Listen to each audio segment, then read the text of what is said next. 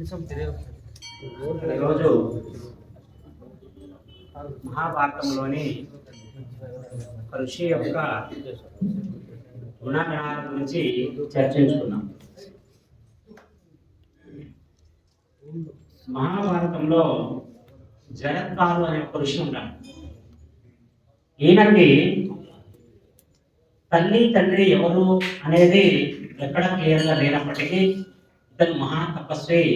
ఈయనకి జరత్కారు అనే పేరు ఎందుకు వస్తుందంటే, జర అంటే క్షయమయ్యేదంటే పడిపోయేదని అర్థం. అంటే ముసలి వాళ్ళు అయితే జర అంటారు, జరా మరణాలు అంటే ముసలి వాయి చనిపోవడం. అలాగా జర అంటే పడిపోవడం, క్షయం కావడం అని అర్థం. ఈయన కారు అంటే చాలా భీషణంగా దారుణంగా ఉండే బలిష్టమైన దేహం ఆయన. ఇటువంటి మహా తపస్వి తన దేహాన్ని, అంత పటిష్టమైన దేహాన్ని తపస్సు చేసి చేసి చేసి శుష్కింపజేసుకుంటాడు ఆయన. అంటే తిండి లేక ఆయన తన దేహాన్ని చాలా వీక్ చేసేసుకుంటాడు. అదే మాటతో ఆయనకి గుర్తింపు వస్తుంది. ఎందుకంటే దృఢంగా ఉండే వ్యక్తి కేవలం తపస్సు కోసమే తన దేహాన్ని చాలా శుష్కింపజేసుకుంటాడు. కాబట్టి జరత్కారు అనే మాట వస్తుంది ఆయన. ఈయన ఎంతటి మహా తపస్వి అంటే, ఈయన తన గురువుకి శుశ్రూష చేసేటప్పుడు గురువుని ఏ రేంజ్లో సేవ చేస్తారంటే, ఆయన సేవలో పడి పడి ఆయన వయస్సు కూడా ఆయన లెక్క చేసుకోవడానికి. తీరా ఒకసారి కూర్చున్నప్పుడు పక్కన వాడు చెప్తాడు, నువ్వు ముసలివాడు అయిపోయావా అనేంత వరకు ఆయనకి తెలియదు నేను ముసలివాడు అయిపోయినా. అంత నిమగ్నం అయిపోయినాడు గురువు యొక్క సేవలు. ఎప్పుడైతే ముసలివాడు అయిపోయినా అన్న తర్వాత పోయి గురువు దగ్గర నమస్కారం చేసి అడుగుతాడు ఒక మాట, అయ్యా నేను ఇంకా ముందు ప్రయాణం చేయాలనుకుంటున్న వాడిని, మీ ఆజ్ఞ వచ్చే వరకు నేను బయటికి వెళ్ళాను. మీరు ఆజ్ఞ ఇచ్చిన తర్వాత నేను వెళ్ళాలంటే నా దేహంలో సత్తువ కావాలని, నేను ఇంకా చాలా సాధించాలనుకుంటున్నాను మోక్షాన్ని పొందడానికి. అంటే ఆయన గురువు భక్తి చూసి గురువు ఏం చేస్తాడంటే, నాయన ఏ యవ్వనాన్ని అయితే నువ్వు కోల్పోయావో నా సేవలో, అదే యవ్వనాన్ని నీకు తిరిగి ఇచ్చేస్తానని చెప్తాను. అలాగా ఈ జరత్కారుడు మళ్ళీ యవ్వనవంతుడు అవుతాడు ఒక ఉదంతంలో. ఈయనకి యొక్క అందరి విషయంలాగే ఈయన ఒక ఋషి కదా. అంటే ఈయనలోనే ఒక ప్రత్యేక గుణం ఏమంటే, ఈయనకి తల్లి తండ్రి ఎవరు లేకపోయినా తన సాధన ద్వారా, ఆత్మ సాధన ద్వారా ఆయన మోక్షాన్ని పొందడానికి ప్రయత్నం చేస్తున్నాడు. జన్మతః భీష్ముడు లాంటి ఒక బ్రహ్మచారిగా మిగిలిపోవాలనేది ఈయన.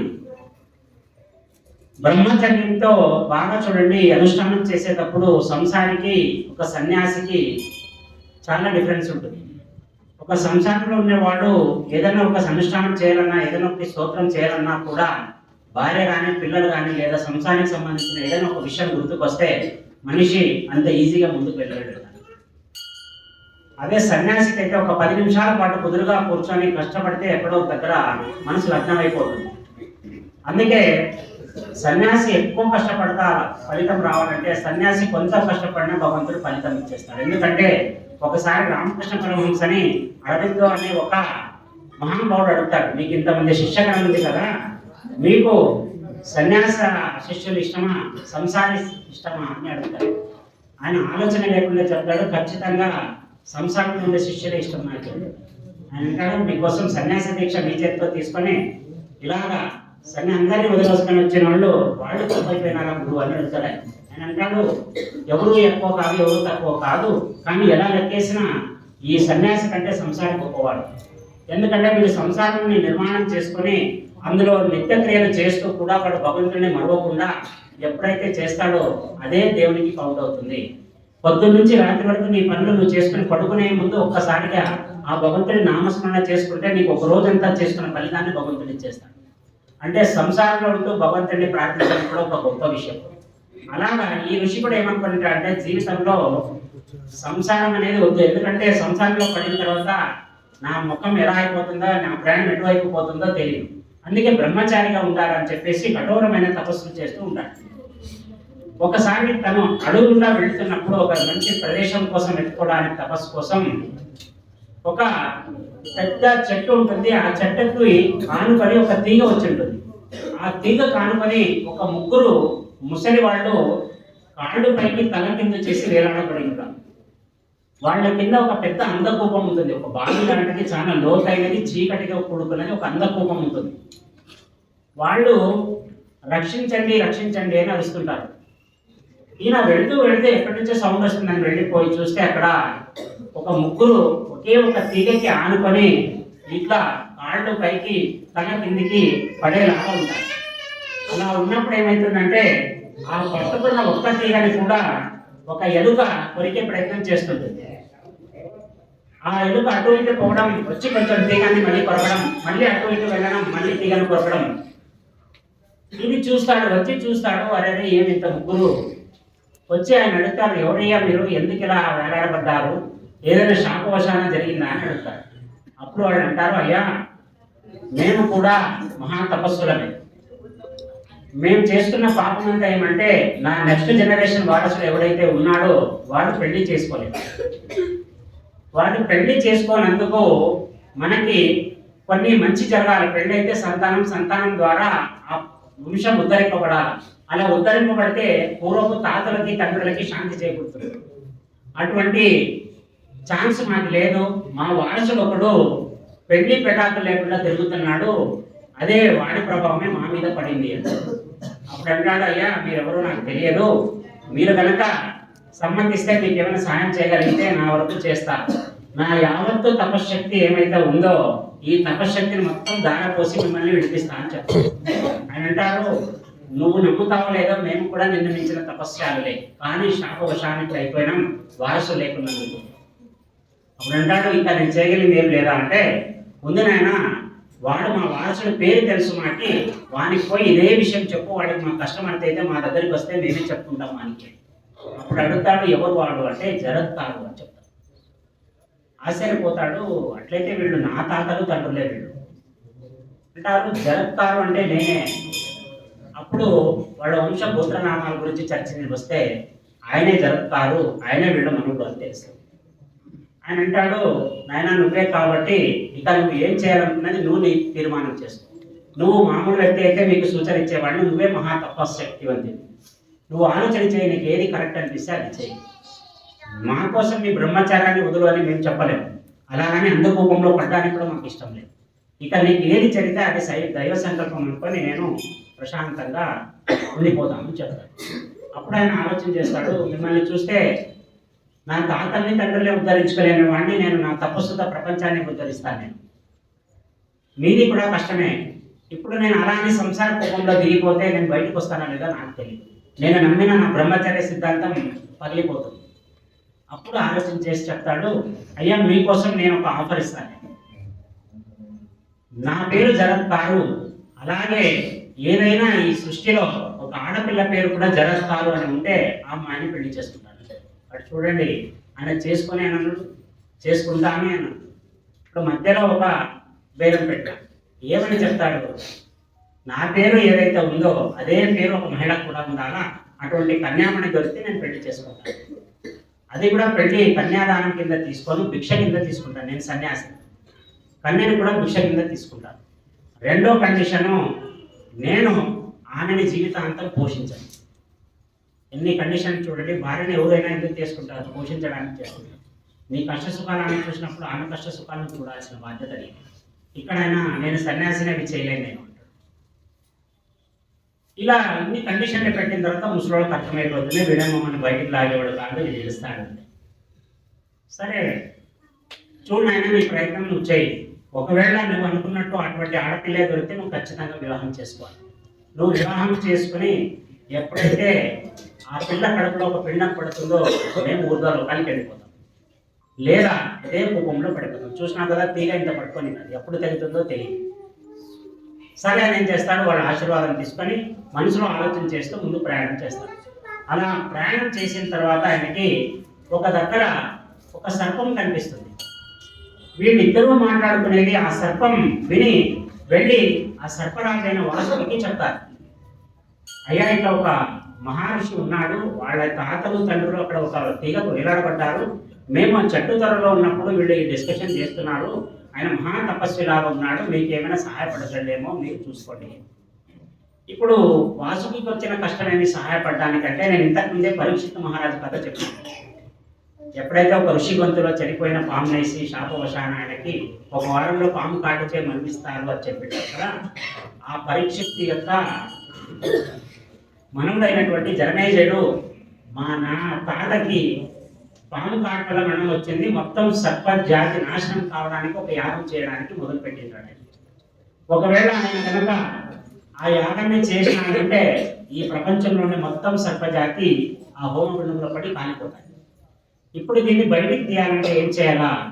వీడు మహారుషిలా ఉన్నాడు, దాంట్లో కన్య యొక్క అన్వేషణలో ఉన్నాడు. ఇదంతా దానికి కారణం ఎందుకు పాములు పోయాయని చెప్పడానికి కారణం అంటే ఈ వాసుకి యొక్క చెల్లెలు జరత్కారు, ఆమె పేరు కూడా జరత్కారు. ఆమె కూడా మంచి దిట్టమైన ఆకారం ఉంటుంది, తపస్సు చేసి తన శరీరాన్ని శుష్కింప చేసుకొని ఆమె కూడా ఈయనలాగే ఆమె ఉంటుంది. అప్పుడు అర్థమైపోతుంది ఈ జరత్కారు ఇద్దరు జోడి అవుతారు.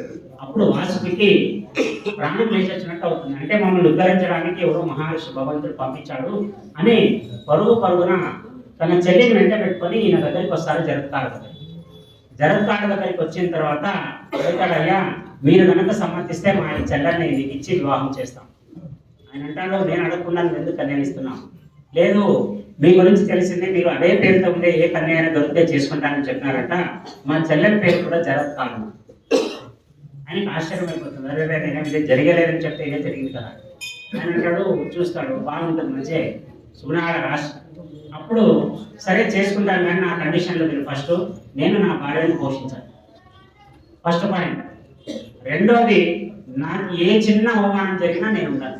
ఎందుకంటే నా జీవితం తపస్సుకు అంకితం అనుకున్నాను, కానీ మా ముసలోళ్ళ మధ్యలో తల్లి నాటి డైవర్షన్ బోర్డు పెట్టి పక్కకి తిప్పినాడు. ఇది అయిపోయిన తర్వాత నేను ఖచ్చితంగా మళ్ళీ తపస్సుకి వెళ్ళిపోతాను. సరే, మీకు అవమానం జరగకుండా మా పాప చూసుకుంటుంది, మీరు రండి, మీరు కన్యాదానంగా తీసుకోండి, లేదంటే దాన రూపంగా తీసుకోండి, మా చెల్లెలైతే మీకు ఇచ్చేస్తానని ఈ వాసుకి చాలా మంచి గంభీరంగా మంచి పెద్ద ఎత్తులో సంతోషంతో పెళ్లి చేసి ఇచ్చేస్తాడు. పెళ్లి చేసి ఇచ్చిన తర్వాత ఈమెని పోషణ భారం ఆయనే తీసుకొని ఉంటాడు. ఎవరు? వాసు. అప్పుడు ఎక్కడ ఉన్నట్టు ఇతను ఇల్లరికంలో ఉన్నట్టు. ఇలాగా రోజులు గడిచిపోతూ ఉంటాయి. ఒకసారి ఆయన తన భార్య ఒడిలో తల పెట్టుకొని పడుకొని ఉంటాడు. పడుకొని ఉన్నప్పుడు సూర్యుడు అస్తమించే సమయం అయిపోతుంది, బ్రాహ్మణులంతా సంధ్యావందనం వార్చే సమయం అయిపోతుంది. భార్య అనుకుంటుంది, ఈయన పడుకొని పోయినాడినా, లేపితే మంచిదా చెడ్డదా, సంధ్యావందనం మర్చిపోతే ధర్మలోపం వస్తుంది, ఈయన తపశక్తి క్షీణిస్తుంది. ఎప్పుడైతే ధర్మానికి అపచారం జరుగుతుందో వాడు సంపాదించుకున్న శాపం తగ్గితే ఏదైతే వరబలం ఉంటుందో తగ్గిపోతుంది. అలాగ శక్తి క్షీణించి పోతుందేమో, ఒకసారి లేపుతామని ఇంకా సూర్యుడు మునిగిపోతాడనగా భర్తని లేపి స్వామి లేండి, సంధ్యావందనం మార్చే సమయం అయిపోయింది, మీరు ఇంకా పడుకునే ఉన్నారు. ఆయన నిద్రలో నుంచి లేపుతాడు. యాక్చువల్గా శాస్త్రం ప్రకారం పడుకున్న వాడిని ఎప్పుడు లేపాలంటే ప్రాణహాని ఉన్నప్పుడు లేపాలా, విద్యార్థిని లేపాలా. ఈ రెండు విషయంలో తప్ప ఎప్పుడైనా ఒకడు బాగా నిద్రపోతున్నాడంటే లేపకూడదు. అంటే సోమరిపోతుందని కాదు, అందరూ పడుతున్నప్పుడు లేకపోతే సోమరిపోతుంది లేపాల్సింది. శాస్త్ర ప్రకారం నిద్రకి అంతటి ప్రాముఖ్యత ఇచ్చినట్టే బాడీ రీసెట్ అవుతుంది ఆ నిద్రలో. ఇలాగా ఎప్పుడైతే పడుకున్న భర్తను లేపుతుందో ఆయనకు చాలా ఆవేశం వచ్చేస్తుంది. నువ్వు ఎలా అనుకుంటున్నావు? నేను పడుకున్నప్పుడు సూర్యుడు అస్తమిస్తాడని అనుకుంటున్నావా నువ్వు అంటాడు ఆయన. అంటే ఆయన పడుకుని సూర్యుడు కూడా చూసి ఆయన లేచిన తర్వాత మునగాలి. ఆయన డ్యూటీ చూడండి, ఎంతటి మహాతపస్వి అంటాడు. అంటే నేను పడుకున్నప్పుడు సూర్యుడు అస్తమిస్తాడని నువ్వు అనుకుంటున్నావా అంటే నన్ను అవమానించినట్లేదు, నేను నీ దగ్గర ఉండాలి. వారిని దగ్గర కూడా నాయన నువ్వు పడుకున్నావు లేస్తుంటే నువ్వు వెళ్ళిపోతానంటావు కదా అంటుంది. నేనేం తప్పు చేసినానంటే మీకు ధర్మాపచారం జరగకూడదని నేను లేపే ప్రయత్నం చేస్తుంటే మీరు నన్నే వదిలి వెళ్ళిపోతాను. నేను ఆనాడే మీ అన్నకి చెప్పినాను, నేను ఎప్పటికీ తపస్సుకు సంబంధించిన వాడిని, సంసారానికి సంబంధించిన వాడిని కాదు. అప్పుడు ఆమె ఏడుస్తూ కాళ్ళ మీద పడుతుంది. నేను చేసిన తప్పు లేదు, నువ్వు ఇప్పుడు వెళ్ళిపోతే మా అన్నకి నేనేమని సమాధానం చెప్పాలి? అప్పుడు అంటాడు, ఏడవద్దు, ఇది ఏం జరిగినా దైవ సంకల్పం ప్రకారమే జరిగింది. ఇప్పుడు నువ్వు ఏదైతే మీ అన్న అనుకొని సంతానం కలగాల, మంచి సత్సంతానం కలిగి ఏదైతే మీ నాగవంశాన్ని ఉద్ధరించాలని అనుకుంటున్నావో అదే జరుగుతుంది. ఇప్పుడు నీకు తెలుసో తెలియక నీ కడుపులో నా పిండం పెరుగుతుందని చెప్తాడు. మొట్టమొదటిసారిగా తల్లికి కూడా తెలియకుండా తండ్రి చెప్పేస్తాడు, నీ కడుపులో దివ్య ప్రకాశమైనటువంటి ఒక సంతానం పెరుగుతుంది, వాడు ఒక జాతిని ఉద్ధరిస్తాడు. వాడు అప్పుడు ఆమె కొంత ఉపశమనం పొందుతుంది. అయినా 2-3 సార్లు అడుగుతున్నా అని చెప్తాడు. నేను ఆ రాజే మీ అన్నకి చెప్పేసినాను ఈ మాట, నా మాట ప్రకారం నేను వెళ్ళిపోతున్నాను. వాసుకి కూడా వచ్చి అడుగైపోతాడు. ఆయన అంటాడు నేను చెప్పేశాను అన్నాడు కనుక వాసుకి కూడా నమస్కారం చేసి మీరు తపస్సులు మీరు ఎక్కడున్న లోకైతం కోసమే ఆలోచన చేస్తారు కాబట్టి అని వదిలేస్తారు. వదిలేసిన తర్వాత పోతూ పోతూ చెప్తాడు నీకు కావాల్సిన ఆన్సర్ నా భార్య కడుపులో పెరుగుతా ఉంది, అది మిమ్మల్ని ఉద్ధరిస్తుందని ఆశీర్వదించి వెళ్ళిపోతాడు. ఎప్పుడైతే తల్లికి కూడా తెలియకుండా తండ్రి అస్థి అంటే ఉండడం అని అర్థం, నాస్తి అంటే లేదని అర్థం సంస్కృతం. అస్థి అంటే జరుగుతుంది, అందుకే శుభం పలుకున్నప్పుడు అస్తు అస్తు అంటారు బ్రాహ్మిన్స్. అంటే స్వామి మీ దయతో కారు కొన్నారంటే అస్తు అస్తు అంటే కొండమైనా పోవని. నాస్తి అంటే నీ జీవితంలో కారు నీకెప్పుడు కొట్టావు అట్లా. ఎప్పుడైతే అస్తు అని ఆశీర్వాదం ఇస్తాడు, కడుపులో ఉంది పిండం ఉంది అని ఖచ్చితంగా చెప్పినందుకు ఆయనకి జన్మతః అస్థిక అనే పేరు వచ్చేస్తుంది. పుట్టక ముందే పేరు పెట్టుకున్న మహానుభావుడు అస్థిక అనేది పెట్టేస్తాడు. ఎప్పుడైతే ఆ పిల్లోడు దిగు ప్రకాశవంతమైన పిల్లోడు నెలలు గడిచే కొద్దీ మంచి డెలివరీ అయ్యి మంచి వర్చస్సుతో ఆ పిల్లోడు పుట్టిన తర్వాత వాళ్ళందరికీ నాగులకు ఒక నమ్మకం వస్తుంది, వీడు మమ్మల్ని ఉద్ధరించేవాడే. వాడికి చిన్న ఉన్నప్పటి నుంచే వాళ్ళ నాన్న నుంచి వచ్చిన తపశ్శక్తి జన్మతః మరియు వేదాలు ఉపనిషత్తులు అన్ని వాడికి రంగరించి వాడిని ఒక మంచి వివిక్త వక్తగా మారుస్తారు. వీడు పెరిగి పెద్దవాడైన తర్వాత తల్లి బాధపడటం చూసి ఒకసారి అడుగుతాడమ్మా ఎందుకు బాధపడుతున్నావు అంటే లేదనైనా జనమే జయుడు అనే ఒక రాజు పరీక్షిత్ యొక్క మనవడు ఇప్పుడు ఒక సర్వసర్ప యాగం చేస్తున్నాడు. ఆ యాగం కనుక ఫలప్రదం అయిపోయింది అంటే అక్కడికి వచ్చే ఋతువులు కూడా సామాన్యులు కాదు, పూజ చేసేవాళ్ళు వాళ్ళ ఒక మంత్రం చదివితే ఒక జాతి నాశనం అయ్యేంత పౌరులు విప్రుని ఆయన తీసుకుని హోమాన్ని చేపిస్తున్నాడు. అది కనుక జరిగితే సర్పజాతి మొత్తం నాశనం అయిపోతుంది నాతో సహా, ఎందుకంటే ఆమె కూడా సర్పజాతి కన్య. అప్పుడు ఆయన గట్టిగా అనుకుంటాడు లేదు దీని గురించి ఏదో ఒకటి చేయాలి. అప్పుడు అంటాడమ్మా నేను నా వంతుగా నేను ఒక ప్రయత్నం చేస్తా, నేను వెళ్ళి జన్మేజయుడితో మాట్లాడతాను. అప్పుడు తల్లి ఆశీర్వదించేసి కొడుకుని పంపిస్తుంది. పోయిన తర్వాత ఆయన నమస్కారం చేసి జనమేజయుడిని కలుస్తాడు. ఒక ఋషి వచ్చినాడని ఉచిత సత్కారాలు అన్ని చేసి కూర్చోబెట్టి మీరు ఎవరు ఎదుగుతారు, నేను ఇట్లా నా పేరు ఆస్తికుడు, నేను తపస్సు చేయడమే నా ప్రధాన వృత్తి, అందుకే అస్థిక మహాముని అని చెప్తారు నాకు. అప్పుడు మీరు వచ్చిన కారణం అంటే లేదు మీరు ఒక యజ్ఞాన్ని తలపెట్టారు, ఈ యజ్ఞం చేస్తే ఈ సృష్టి యొక్క సమతుల్యం తప్పిపోదు.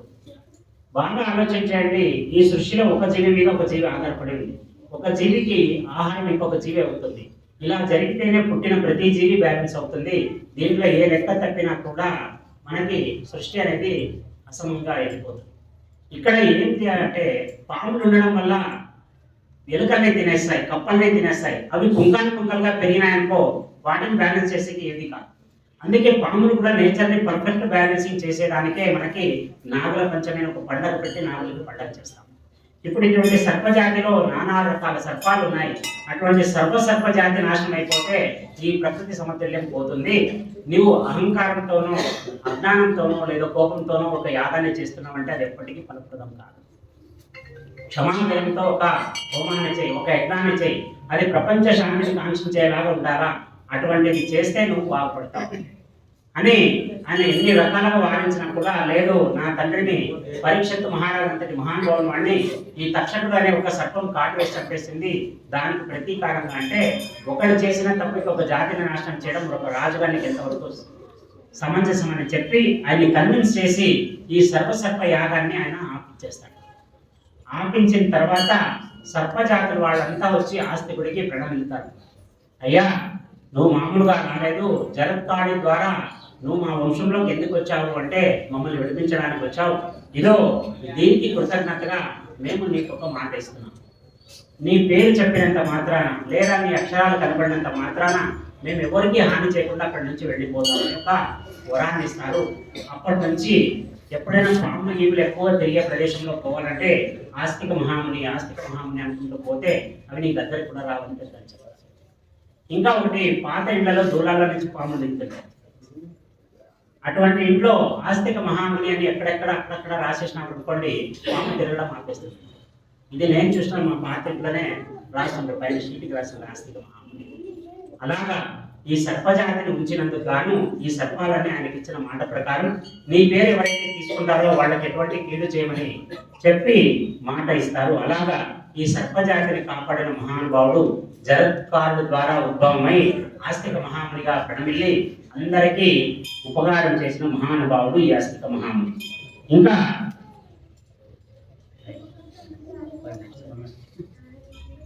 ఎప్పుడు అడిగినా 5 నిమిషాలు ఓకే. ఒకసారి ఒక సగటు భర్త ఒక జూడు పోతాడు.